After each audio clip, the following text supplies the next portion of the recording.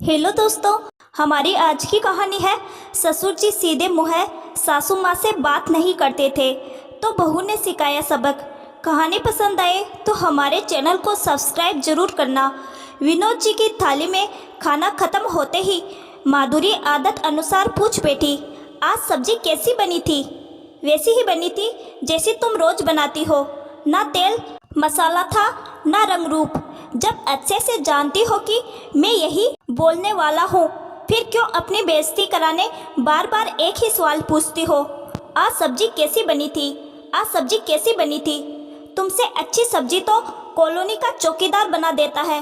विनोद जी बिना सोचे समझे अपनी रो में बोले चले गए। इधर माधुरी जी की आंखों में आंसू टिमटिमा गए और वह चुपचाप रसोई में वापस चली गई। सनया ने होले से अपना हाथ उनके कंधों पर रख दिया और बोली, मम्मी जी आप ठीक है? इतना सुनते ही माधुरी जी भबक पड़ी। क्या एक पत्नी अपने पति के मुंह से तारीफ सुनने के लिए पूरी जिंदगी ऐसे ही तड़पती है? एक छोटी सी ख्वाहिश की, कभी उसका पति कभी उसके बनाए खाने की तारीफ कर दे, हौसला अफजाई कर दे कि आज तुमने कितना अच्छा खाना बनाया था। इनके लिए पिछले 30 साल से अपने आप को भूलकर रसोई में झोंक दिया है। पहले इनके माँ बाबूजी ताने दिया करते थे, इन्होंने भी वही सीखा। उसे देख देवर देवरानी भी पीछे ना रहे। जो भी मायके में सीख कर आई हो सब भूल जाओ। इनके खान पान के हिसाब से मैंने फिर से ABCD से शुरुआत की, हर चीज़ समझने की कोशिश की। कहाँ कड़ी पत्ता, कहाँ धनिया डालना है, कहाँ जीरा नहीं खाते, कहाँ राई खाते, लहसुन प्याज पड़ेगा या टमाटर, एक एक चीज़ सीखी। खाना पूरी दुनिया अच्छा बना लेती है, बस मुझे छोड़कर। अब तो बुढ़ापे में ये भी नहीं देखते कि बहू क्या सोचेगी। तुम्हारे सामने भी कुछ भी बोल देते हैं। कटहल की सब्जी पूरे 3 घंटे में तैयार की, एक एक मसाला हाथ से तैयार किया हुआ, मगर मजाल है तारीफ के 2 बोल बोल जाए। स्नेहा बोली, मम्मी जी बस इतनी सी बात? वैसे गलती आपकी है, आपने कभी इन्हें यह एहसास कराया ही नहीं कि आप कितनी मेहनत करती है, तब जाकर एक सब्जी तैयार होती है। खाना बनाने वाला सिर्फ तेल मसाले नमक मिर्ची नहीं डालता, उसमें मेहनत और अपना ढेर सारा प्यार दुलार भी डालता है। मेरे पापा तो कितनी बार ऑफिस जाते समय बिना नमक की सब्जी खाकर चले जाते हैं। जब मेरी माँ खाने बैठती तो फ़ोन कर ऑफिस में डांटती है, आपने बताया क्यों नहीं आज सब्जी में नमक कम पड़ा है। तब मेरे पिताजी कहते, जितनी मेहनत मैं ऑफिस में करता हूँ उतनी ही मेहनत तुम मेरे घर और रसोई को बनाने में करती हो। जब तुम मेरे कामों में नुक्ताचीनी नहीं निकालती हो, फिर मैं तुम्हें बेवजह परेशान क्यों करूँ? तुम तो जो भी बनाती हो उसमें अपना इतना प्यार डाल देती हो, कभी कोई कमी नज़र नहीं आती। मैं हमेशा मेरे पापा की इस बात पर फिदा थी, मगर यहाँ पिछले 2 महीनों से आप और पापा जी के बीच खाने को लेकर होती बहस को देख मेरा दिल बहुत दुखता है। मम्मी जी अगर आप मेरा साथ दें तो इस व्यवहार में सुधार जरूर हो सकता है। बेटा जिसने अपना सारा जीवन बुराइयां करने में निकाल दिया, अपनी दादी और माँ के हाथ के बने खाने को और स्वाद को आज तक भुला नहीं पाए, वह क्या सबक सीखेगा?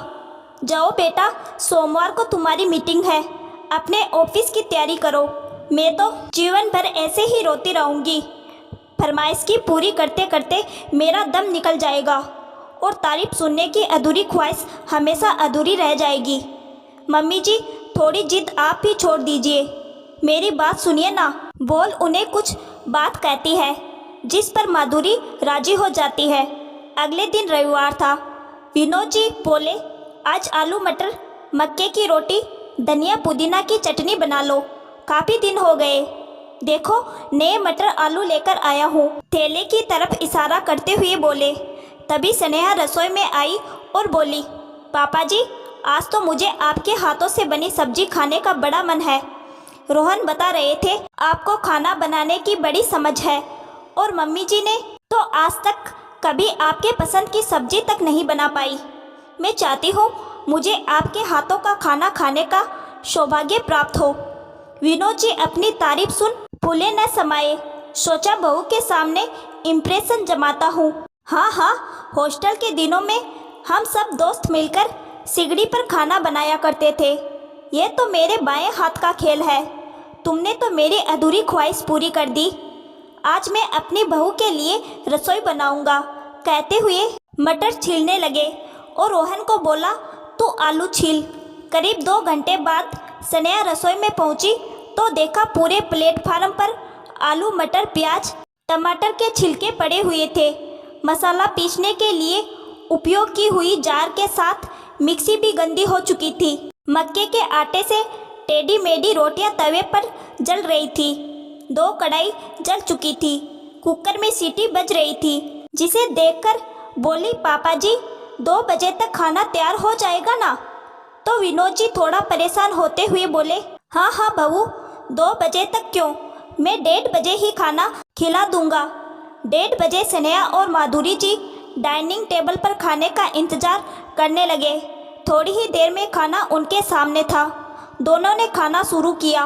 लाल तरी वाली मिर्च मसाला भरी हुई सब्जी, कच्ची छोटी मोटी जली हुई मक्के की रोटी, जैसे तैसे दोनों ने अपने हलक से नीचे सरकाई।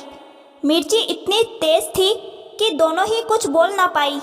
जल्दी से पानी पीने लगी और बोली, बस हमारा हो गया, आप दोनों बैठकर खा लो। विनोद जी बोले, हम दोनों बैठ रहे हैं, जाओ जाकर रोटी अब तुम बनाओ और ये बताओ आज सब्जी कैसी बनी थी? मुझे अच्छे से पता है, A1 बनी है, जरा तारीफ तो करती जाओ। माधुरी जी से रहा नहीं गया। वे बोली, सब्जी में इतनी मिर्ची भरी कि मानो लग रहा था आलू मटर की नहीं, लाल मिर्च की सब्जी है। रोटियां आधी कच्ची आधी जली हुई है। खुले में रखने की वजह से कड़क हो गई कि खाई नहीं जा रही। और आप कह रहे हैं तारीफ करूं? इसमें तारीफ जैसा क्या है? माधुरी, मैंने तुम्हारे लिए इतनी मेहनत की, 3 घंटे से रसोई में अपना पसीना बहा रहा हूँ, तुम्हें जरा भी नहीं लगा कि झूठी तारीफ ही कर दे? विनोद जी गुस्से से बोले। तब स्नेहा बोली, पापा जी माफ़ कीजिएगा, आप 3 घंटे की मेहनत में तारीफ सुनने के लिए कितने बेकरार हैं। और या मम्मी जी, पिछले 30 साल से आपके और आपके पूरे परिवार के लिए 3 वक्त का खाना बना रही है, फिर उनसे कितने बड़ी आसानी से कह जाते हैं, तुमसे अच्छा खाना तो गली का चौकीदार बना देता है।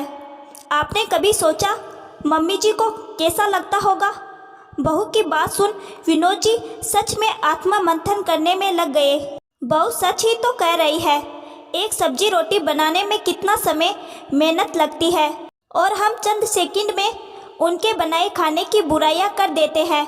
अच्छा ना लगने पर खाना छोड़कर चले जाते हैं, किसी से भी उसकी तुलना कर बैठते हैं। इस बात से माधुरी जी को कितनी टेस्ट लगती होगी। वे बोले, अगर बहू तुम मुझे इस बात का एहसास नहीं कराती तो मुझे कभी पता ही नहीं चलता कि मैं अपनी पत्नी के साथ कितना गलत कर रहा हूँ। बहुत देर से ही सही, आज मैं अपनी गलती की माफ़ी मांगता हूँ। असल में तुम्हारी हर बनाई हर सब्जी लाजवाब होती है, मगर मैं उसकी तुलना अपनी माँ की बनाई सब्जी से करता या फिर थोड़ी भी कमी होने पर उसकी शिकायत कर बैठता हूँ कि बिल्कुल गलत है। मुझे तुम्हारी मेहनत का सम्मान करना चाहिए। ज़रूरी नहीं हर बार सब्जी एक जैसी बने, कभी 19-20 भी हो सकती है। ऐसी सोच रखनी चाहिए। चलिए मम्मी जी, आपकी समस्या का समाधान हो गया, अब हम भी चलते हैं, बोल स्नेहा ने परस उठाया। तब रोहन बोला, आप लोग कहाँ चले? हमारे लिए रोटी कौन बनाएगा? बहुत दिन हो गए मम्मी जी और मैं अकेले कहीं नहीं गए, तो हम दोनों मूवी देखने जा रहे हैं। खाना भी ठीक से नहीं खाया है, वहीं कुछ पॉपकॉर्न समोसा लेकर खाएंगे। और देखिए, आज लंच आप लोग बना रहे थे तो वो आपकी जिम्मेदारी है। और हाँ, ये फैली हुई रसोई मुझे वापस वैसे ही चाहिए जैसी ये पहले थी, नहीं तो मैं रात का भी खाना नहीं बनाऊंगी, बोल दोनों ही घर से निकल गई। तब विनोद जी बोले, बेटा बीवी से पंगा नेवर चंगा। मैंने जो गलती की वो तुम मत करना। अपनी बीवी की जी भरकर तारीफ करते रहना, चाहे काम अच्छा हो या बुरा, वरना उसका बदला बहुत भारी पड़ सकता है। चल अब दोनों मिलकर रोटियां सेक लेते हैं, फिर रसोई भी साफ करनी है। अपने पिता की बात सुन रोनी सूरत बनाकर रोहन भी उनके पीछे रसोई की तरफ चल दिया।